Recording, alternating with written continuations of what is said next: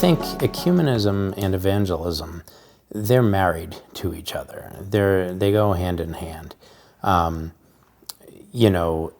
It's important to have dialogue with our Protestant brothers and sisters, again, to acknowledge our similarities in the faith.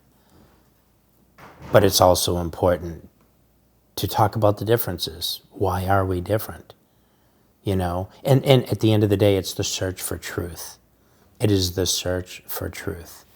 And, so ecumenism sort of brings you together as an ally, but then evangelism is obviously I'm Catholic because I believe it to be true, and let's face it, today it's a difficult day to become Catholic, I think, in our culture.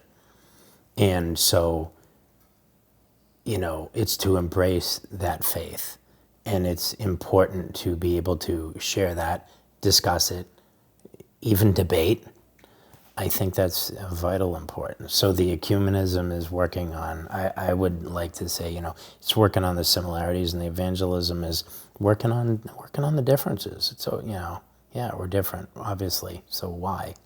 Why are we? Let's talk about it. And hopefully in charity, in all things charity, otherwise we're a clanging cymbal. If there's no love, we're just, a big mouth. And I can relate to that being an Irishman, trust me. Your whole community just got this like flu that kills within 24 hours, and you just found an antidote, and I'm just going to keep it to myself. Something's wrong there.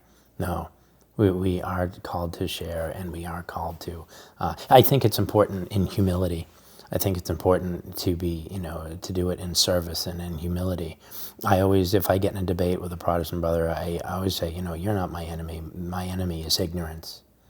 And hopefully your enemy is ignorance. Hopefully we're on a journey together, and that's to search the truth. That's to ask, what is the truth? We can be allies in the search for truth, but we also must recognize that one of us might be wrong. And if we are, let's discover that. Let's go a little bit deeper, And I think that's the important thing. That's the important topic, to say, hey, you're not my enemy. Because being that I'm a mere human, there's ignorance. And that's the paradox and the irony of one of the reasons I had to become Catholic, because I cannot be my own sole authority.